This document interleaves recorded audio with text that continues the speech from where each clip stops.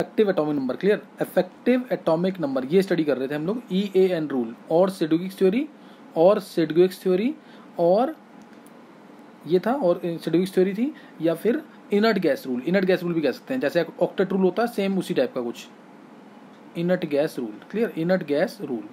तो ये हम स्टडी कर रहे थे। और ये होता क्या, total electrons possessed by transition metal ion, clear, total electron possessed by transition metal atom और ion in a given complex, जब कॉम्प्लेक्स फॉर्मेशन हो गया है, in a given complex that is after accepting electrons from ligands.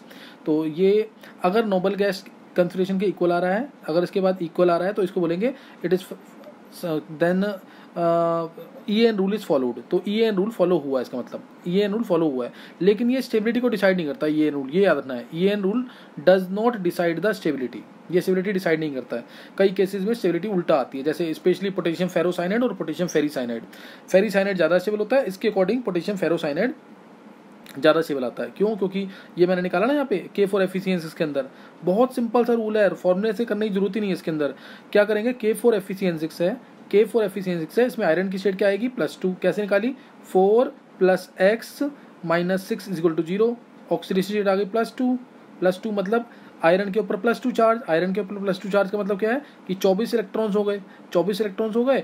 और इसमें 24 में एक ligand देता है 2 इलेक्ट्रॉन, 6 लिगेंड्स हैं, एक लिगेंड देता है 2 इलेक्ट्रॉन और 6 लिगेंड्स हैं, तो 12 इलेक्ट्रॉन मिल जाएंगे इसको। तो 24 + 12 36 आ गया। तो पोटेशियम फेरोसाइनाइड का 36 आता है। ऐसे ही पोटेशियम फेरीसाइनाइड का निकालेंगे ना K3 एफिशिएंसी का, तो उसका आएगा 35 K3 एफिशिएंसी का।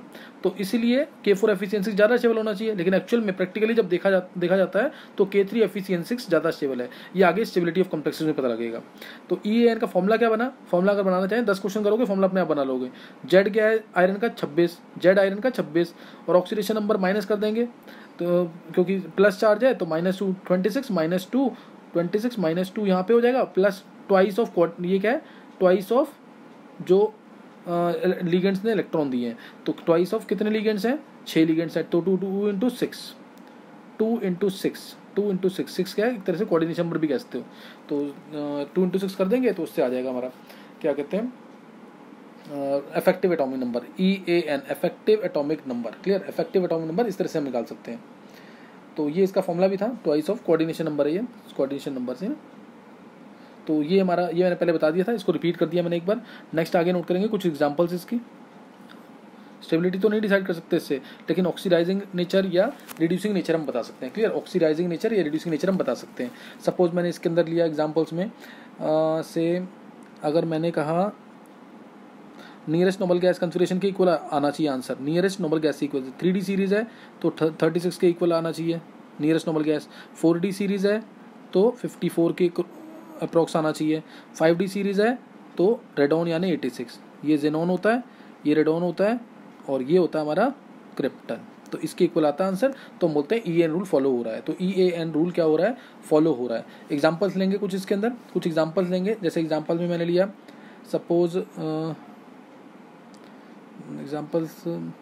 अब एग्जाम्पल लेते हैं, जैसे एग्जाम्पल लिया CrOx whole thrice 3-, suppose CrOx whole thrice 3-, इसमें निकालना है EAN ऑफ क्रोमियम, ये निकालना है। तो अब इस पर स्ट्रेट निकाल लेंगे पहले, X माइनस ऑक्सिलेट आयन, एक ऑक्सिलेट आयन में 2 क्या होते हैं, डोनर एटम्स, ये डोनर एटम, ये डोनर एटम, 2 डोनर एटम, इसमें 2 डोनर एटम है।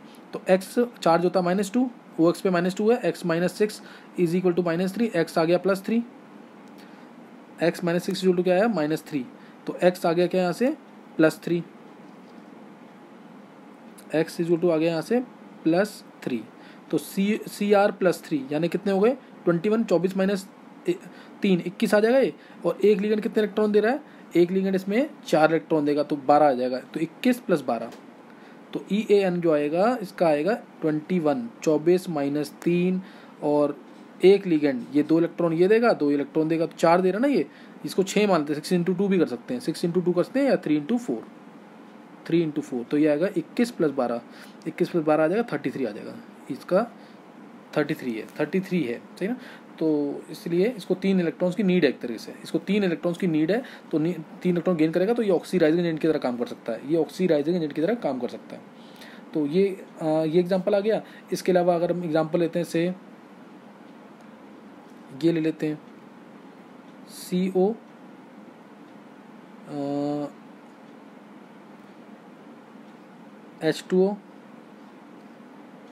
H2O ले लिया, EN ले लिया, DIEN ले लिया, DIEN चार्ज लगा दिया इस पर, सपोज 3+, चार्ज 3+ लगा दिया। अब बोला कि इसका कोऑर्डिनेट नंबर निकालो, तो CO 27 होता है, चार्ज पहले निकालेंगे, चार्ज तो 0 ही आ रहा है, x आ जाएगा +3, H2O पे चार्ज 0, EN पे चार्ज 0, DIEN पे चार्ज 0, तो x आ गया हमारा सीधा +3, x +3 यानी कोबाल्ट +3 हो गया। कोबाल्ट +3 का मतलब 27 - 3 आ जाएगा, 24 आ जाएगा, 24 आ गया, 27 - 3 24, तो 24 आ गया। तो अब इसको इलेक्ट्रॉन, एक H2O कितने इलेक्ट्रॉन देगा, 2, एक H2O कितने इलेक्ट्रॉन देगा, 2, एक EN कितने इलेक्ट्रॉन देगा, एक EN बाइडेंटेड है ना, CH2NH2 CH2NH2,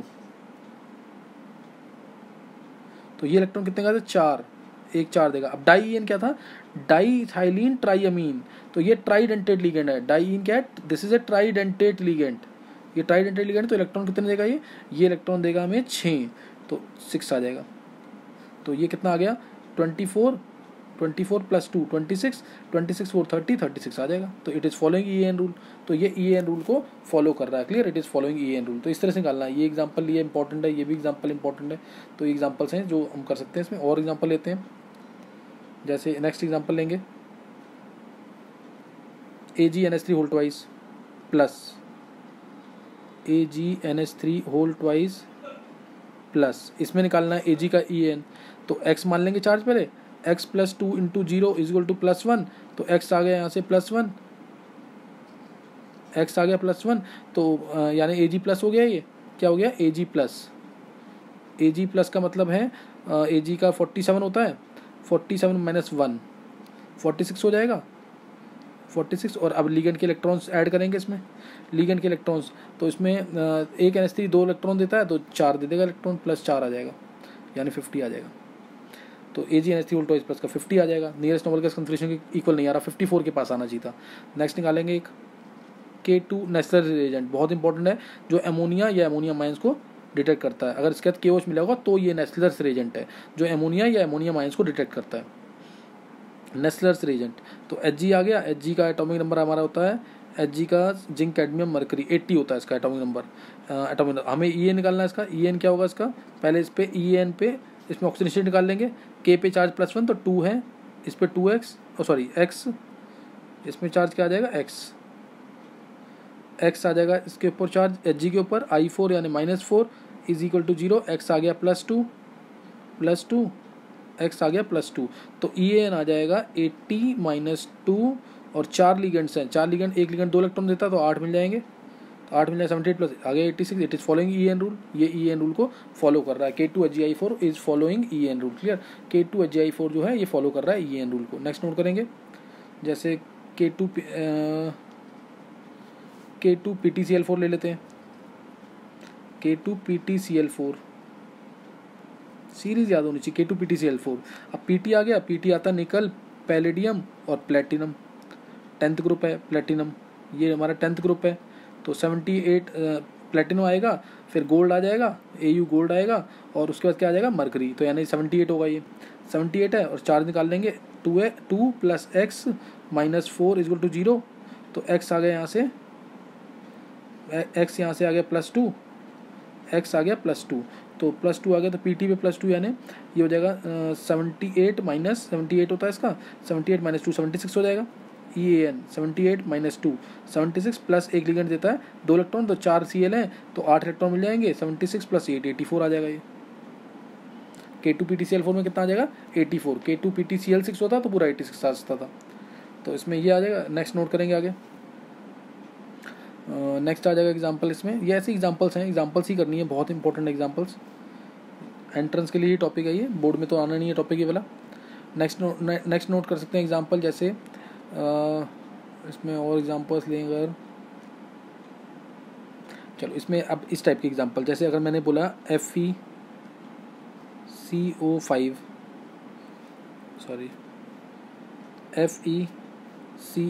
ले लिया,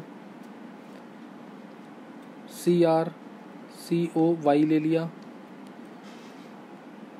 नेक्स्ट ले लेते हैं NiCOZ ले लिया, NiCOZ ले लिया, और एक और भी ले सकते हैं इसमें, क्रोमियम ले लिया, निकल ले लिया। तो चलो इसी को चेक करते हैं एक बार। तो इसमें पूछा x plus Y plus Z की वैल्यू क्या होगी, x plus Y plus Z की वैल्यू क्या होगी। तो ये निकालनी है x plus Y plus Z. तो x की वैल्यू अब ध्यान देंगे, सबको नियरेस्ट नॉर्मल गैस कॉन्सेंट्रेशन के इक्वल ले जाना होता है हमें। तो 26 तो इसका है, और चार्ज सब पे जीरो आना है क्योंकि कार्बन पे चार्ज जीरो होता है। 26 plus 2x is equal to 36। तो x की वैल्यू कितनी आ गई, 5। डायरेक्ट देख के भी पता लग रहा है, डायरेक्ट देख के निकाल सकते हैं आंसर। कैसे कि Fe 26 होता है, चार्ज सब पे जीरो है, 26, इसको चाहिए 10 इलेक्ट्रॉन 36 करने के लिए। Fe 26 है, 10 इलेक्ट्रॉन चाहिए, तो लिगेंड कितने होंगे, 5। ऐसे ही क्रोमियम है, क्रोमियम 24 होता है, 24 होता है तो 12 इलेक्ट्रॉन चाहिए, तो CO कितने होंगे, 6। निकल 28 होता है, तो 36 करने के लिए 8 इलेक्ट्रॉन चाहिए, 8 यानी इसका आधा कर देंगे 4। तो x plus Y plus z निकल जाएगा डायरेक्ट इससे। ऐसे निकालना तो ऐसे निकाल लेंगे। अब क्रोमियम वाला निकालना है, क्रोमियम वाले के लिए ये मान लिया फर्स्ट है, ये सेकंड है और ये थर्ड है। तो फर्स्ट ये रहा, सेकंड आएगा CrCO6।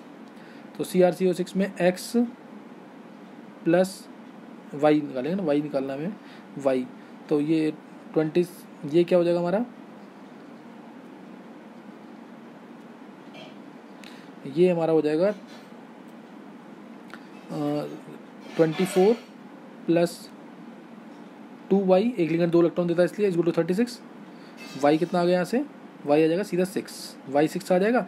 और z हमारा कितना आएगा 4, z हमारा कितना आएगा, तीसरा, 2 निकाल दिए, एक खुद निकालेंगे, z आ जाएगा 4, z 4 आ गया। तो 5 प्लस 6 प्लस 4, टोटल वैल्यू 15 आ जाएगी। तो ऐसे ऑब्जेक्टिव में आ सकते हैं, इंटीजर टाइप में क्वेश्चन आ सकता है किसी भी तरीके से, क्योंकि आजकल तो 0 to 99 में भी आंसर पूछते हैं।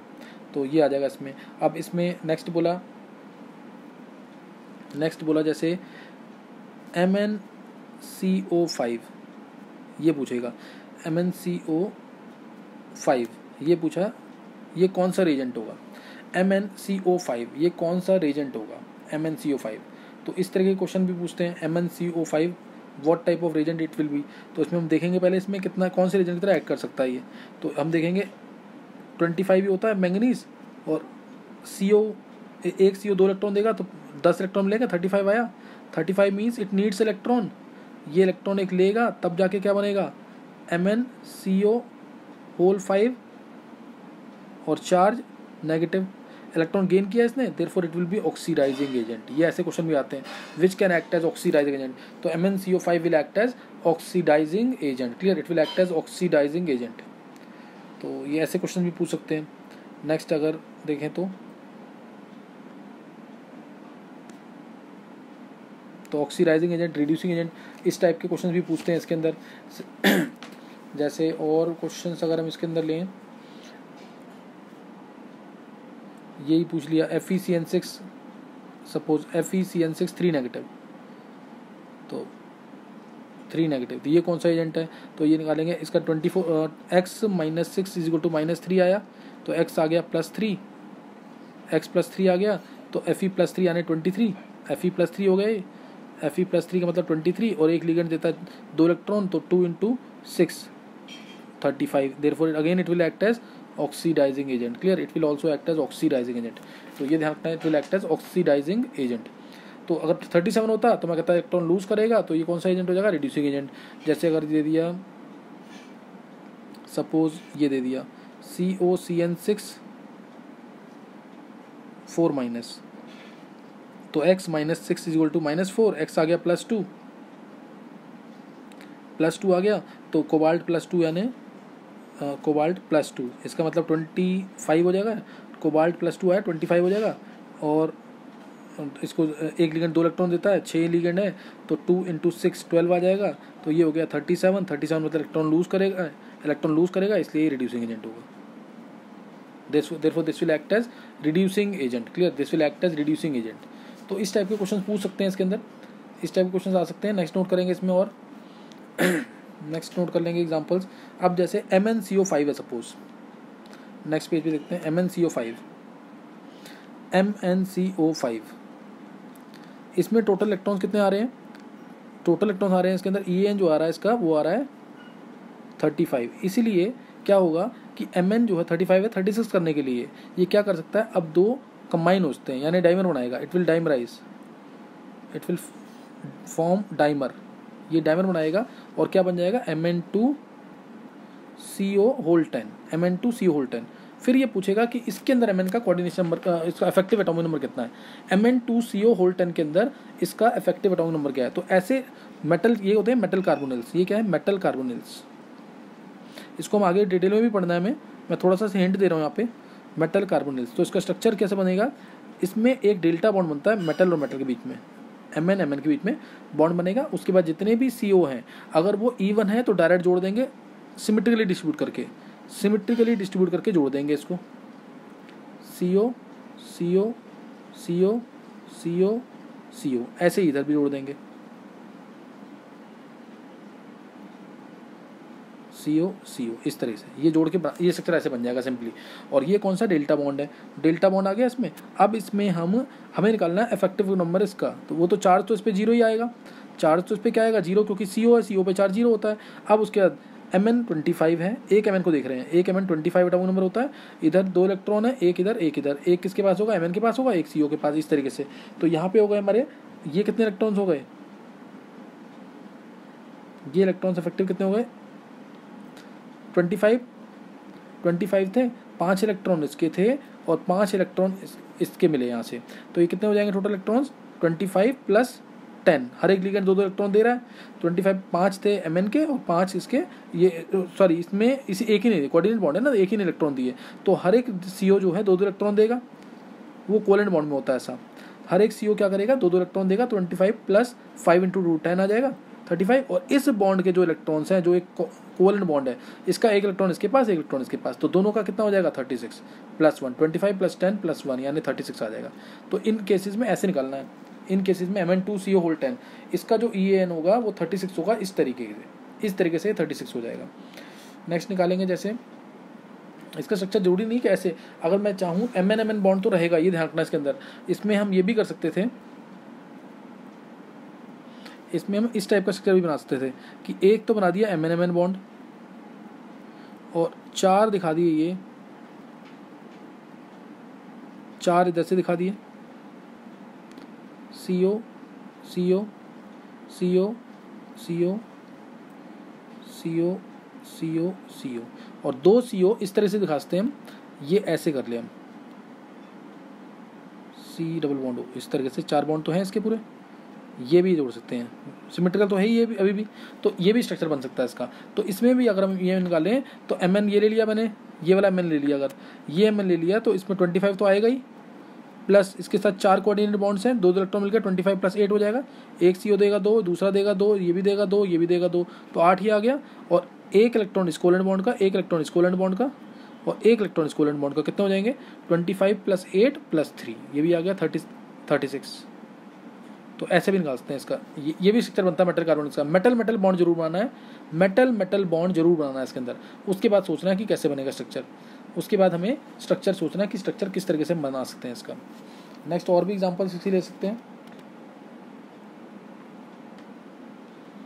और एग्जांपल्स इसकी जैसे लिया CO2 CO8, ये भी ऑड इलेक्ट्रॉन है कोबाल्ट का, CO2 CO8, तो इसमें भी क्या करेंगे, CO और CO का बॉन्ड बना दिया और 4 CO हैं, ये ले लेंगे इधर से, 4 CO हमने ऐसे ले लिए, CO CO CO CO CO CO CO और CO। अब इसमें यहाँ पे एक इलेक्ट्रॉन आएगा, यहाँ पे क्या आ जाएगा एक इलेक्ट्रॉन, और 4 इलेक्ट्रॉन इसको यहाँ से मिल रहे हैं। कोबाल्ट 27 होता है, 27 + 8 35 और +1 और कर देंगे, +1 आ जाएगा यहाँ से, इस बॉन्ड का एक इलेक्ट्रॉन, एक इसके पास और एक इसके पास, तो +1, ये भी इतना आ गया 36। तो इस तरह से ये डायमंड बनाएगा CO2 CO8, CO2 CO8, तो ये भी कितना आ जाएगा 36। ये इसका स्ट्रक्चर हो गया, ये Mn वाले का स्ट्रक्चर हो गया। तो ऐसे हम स्ट्रक्चर किसी के भी बना सकते हैं। सपोज हम ट्राई करें, अगर Fe2CO9 का भी स्ट्रक्चर बना सकते हैं,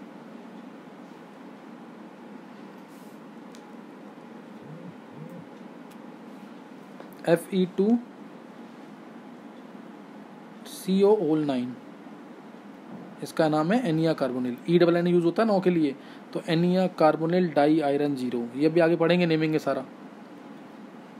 डाई आयरन 0 बड़े ब्रैकेट में आएगा, डाई आयरन 0। तो इसका स्ट्रक्चर बनाना है तो Fe और Fe का बॉन्ड बना देंगे पहले, उसके बाद 4 CO ऐसे आ जाएंगे, 4 CO ये आ जाएंगे, और 1 CO जो है ऐसे आ जाएगा। सिमेट्रिकल होना चाहिए दोनों साइड, बस ये ध्यान रखना है, ओ बड़ा कार्बोनिल का। अच्छा ये आ गया, अब इसमें स्टेट वो निकालना है सेम। तो ये Fe ले लिया हमने, इसमें 4 तो कोऑर्डिनेट बॉन्ड्स हैं, Fe होता है 26, 4 कोऑर्डिनेट बॉन्ड्स हैं, 4 कोऑर्डिनेट बॉन्ड्स मीन्स कितना आ जाएगा 8, और प्लस 1 इलेक्ट्रॉन इधर से आ जाएगा, 1 इलेक्ट्रॉन इधर से आ जाएगा, तो कितना हो जाएगा +2 36, ये आ जाएगा इसका कोऑर्डिनेशन नंबर। इस तरह से हम इफेक्टिव एटॉमिक नंबर निकाल सकते हैं। इस तरह से हम क्या निकाल सकते हैं, इफेक्टिव एटॉमिक नंबर। तो ये हमने पूरा EAN रूल डिस्कस किया है, जिसके हम oxidising agent, reducing agent plus effective atomic number भी हम निकाल सकते हैं। और भी एग्जांपल्स आ सकते हैं इसके, वो करेंगे बीच बीच में करेंगे। जैसे स्पेशल एग्जांपल, बहुत important example, FeC5H5 whole twice, ये थोड़ा आगे करने के बाद समझ आएगा। FeC5H5 होल ट्वाइस, ये एग्जांपल अभी थोड़ी देर में समझ आएगा। ये होता है फेरोसिन कंपाउंड, सैंडविच कंपाउंड होता है, मेटलोसिन भी कहते हैं इसको, फेरोसिन और मेटलोसिन, जिसमें कार्बोसाइक्लिक लिगेंड्स होते हैं, मेटलोसिन, और इनको सैंडविच कंपाउंड भी कहते हैं। सैंडविच कंपाउंड्स ट्राई करते हैं, कुछ समझ आता है। सैंडविच कंपाउंड्स ये कुछ ऐसे बनता है, सैंडविच कंपाउंड्स। फेरोसिन कहते हैं इसको, मेटलोसिन भी कहते हैं, क्योंकि मेटलोसिन किसे कहते हैं, जिसके अंदर कार्बोसाइक्लिक लिगेंड्स हो, कार्बोसाइक्लिक लिगेंड्स हो, उसे मेटलोसिन कहते हैं। Sandwich, central atom will act as sandwich between the two rings, central atom will act as sandwich between the two rings. कैसे, ध्यान देंगे इसको ध्यान देंगे एक बार। जैसे अगर मैं इसी कंपाउंड को बनाने की कोशिश करता हूँ, ये बहुत इंपॉर्टेंट कंपाउंड है, प्रिपरेशन भी इसकी यहीं देख लेते हैं। जैसे FeCl2 है, ध्यान देंगे FeCl2, आगे भी मैं डिटेल में बताऊंगा, लेकिन अभी इसको याद कर लेंगे। बोर्ड के सिलेबस में कुछ भी नहीं है इसमें से, लेकिन लेक्चर एंट्रेंस के लिए बहुत इंपॉर्टेंट है। ये C5 है, ध्यान रखेंगे, C6 नहीं है, C5H5 MgBr, साइक्लोपेंटाडाइनाइल आयन है ये, साइक्लोपेंटाडाइनाइल आयन, और MgBr, तो FeCl2 + C5H5 MgBr, तो ये रिएक्शन करेगा तो दे देगा FeC5H5 होल ट्वाइस फेरोसिन, जो कि एक सैंडविच कंपाउंड है। तो ये पाई कॉम्प्लेक्स भी है, ये पाई कॉम्प्लेक्स भी है। पाई कॉम्प्लेक्स क्यों बना रहे हैं ट्रांजिशन मेटल्स, क्योंकि इसके पास वेकेंट डी ऑर्बिटल्स होते हैं, जहाँ पे पाई के इलेक्ट्रॉन, लिगेंड्स ऐसे जिनके पास पाई इलेक्ट्रॉन्स होते हैं, उनसे ये एक्सेप्ट कर सकते हैं। इसको पाई कॉम्प्लेक्स भी कहते हैं। ये बोर्ड में क्वेश्चन पूछा भी हुआ, why transition metals form pi complexes, because they have vacant d orbitals, central atom that is iron has vacant d orbitals to accept electrons from ligands having pi electrons। मैं इसका थोड़ा सा detail दे रहा हूँ आगे, और इसका EAN भी निकालेंगे आयरन का, इसके अंदर आयरन का EAN, तो इससे EAN भी निकालेंगे। जैसे ये रहा, ये होता है साइक्लोपेंटाडाइनाइल, ध्यान देंगे C5H5-, ये कौन सा आयन है, C5H5-, ये चीज़ है इसके अंदर, नेगेटिव चार्ज। अब ये C5H5- है। अब ये जो नेगेटिव है रेजोनेंस में इन्वॉल्व होगा, अगर रेजोनेंस में इन्वॉल्व नहीं होगा तो सिर्फ ये पेयर डोनेट होगा, तो सिग्मा बॉन्ड बन जाएगा।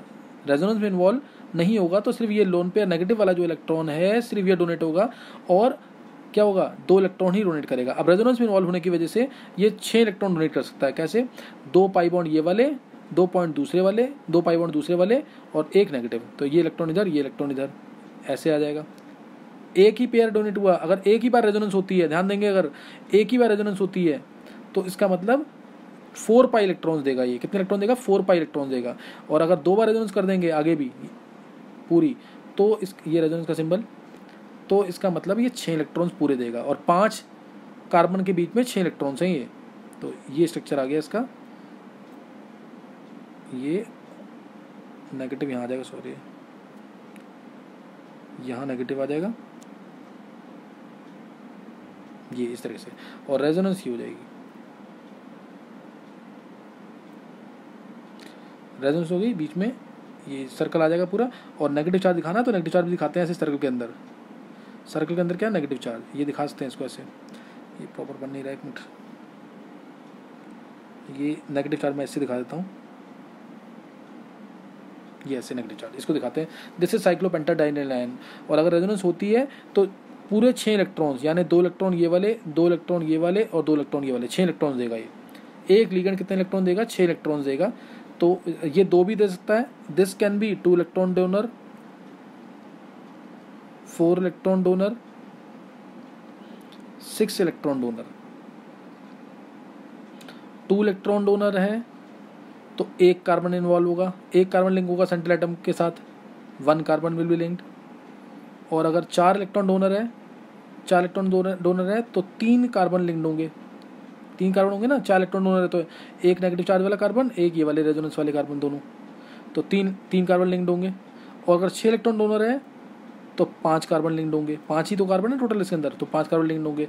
अगर इसको याद रखते हैं, याद कर लेंगे, इसी टर्म को मैं आगे कहूँगा हेप्टिसिटी। जैसे रेंटिसिटी पढ़ा है ना, जितने एटम्स लिंक्ड है सेंट्रल एटम के साथ एक लिगेंड के, उसे हेप्टिसिटी बोलते हैं। Number of atoms linked with the central atom या number of atoms donated to the central atom, वो भी हेप्टिसिटी होती है। इसे हेप्टिसिटी कहेंगे। हेप्टिसिटी ईटा से डिनोट करते हैं इसको। जैसे मैं हेप्टिसिटी 1 है, एक कार्बन लिंक्ड है तो ईटा 1, हेप्टिसिटी 3 है तो ईटा 3, हेप्टिसिटी 5 है, 5 कार्बन लिंक्ड है सेंट्रल एटम के साथ तो ईटा 5, इस तरीके से। तो बाय डिफ़ॉल्ट हमेशा ये लेते हैं, बाय डिफ़ॉल्ट हमेशा इसको लेंगे। अब C5H5 माइनस है, ये बना सैंडविच कंपाउंड, ध्यान देंगे इसमें।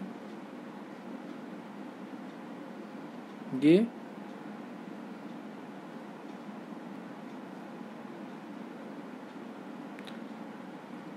बीच में लगा रहा हूँ मैं नेगेटिव चार्ज के लिए लगाया मैंने।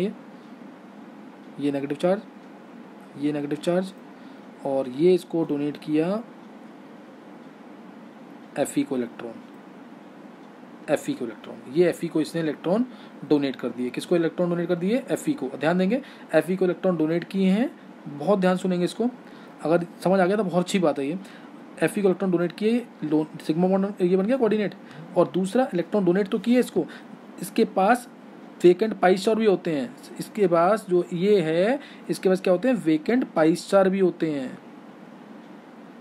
तो इसलिए इससे ये, इसके फील्ड से, आयरन के फील्ड से ये इलेक्ट्रॉन ले भी सकता है, आयरन के फील्ड से ये इलेक्ट्रॉन ले भी सकता है, आयरन के फील्ड से ये इलेक्ट्रॉन ले भी सकता है। तो ये भी इसके अंदर ध्यान रखना है। तो उससे क्या होगा इसका, अगर ये इलेक्ट्रॉन लेगा तो क्या होगा?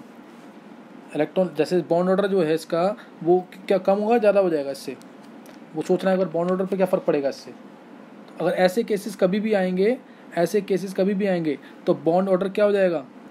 दे रहा है इलेक्ट्रॉन्स, इलेक्ट्रॉन देगा ये, कार्बन कार्बन बॉन्ड ऑर्डर क्या हो जाएगा? डिक्रीज करता है, बॉन्ड लेंथ बढ़ जाती है इसमें, बॉन्ड ऑर्डर डिक्रीज करता है। ये थोड़ा सा MOT का पार्ट है, और बॉन्ड लेंथ बढ़ जाती है, बॉन्ड ऑर्डर डिक्रीज करता है, बॉन्ड लेंथ बढ़ जाती है इन केसेस में।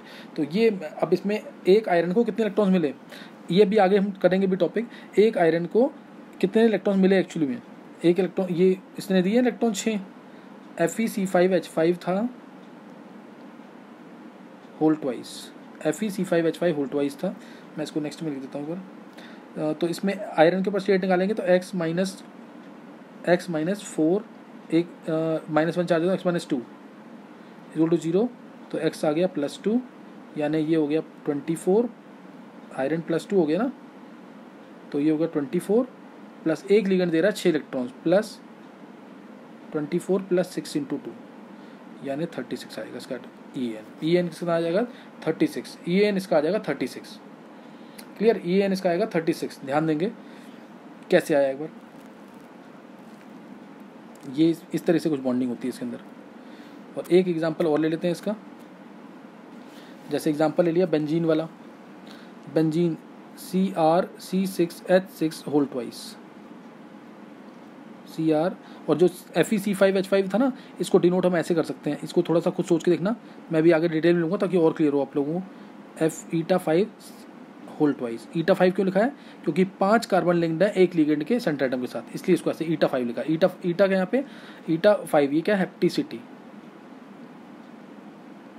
हेप्टिसिटी है, इसको हेप्टिसिटी कहते हैं।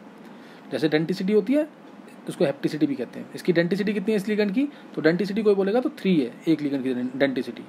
डेंटिसिटी 3, क्योंकि एक लिगेंड 3 कोऑर्डिनेट बॉन्ड्स बनाएगा। 6 इलेक्ट्रॉन दे रहा है ना, तो 3 कोऑर्डिनेट बॉन्ड्स बनाएगा। अगर मैंने बोला chromium C6H6 whole twice, chromium C6H6 whole twice, तो इसमें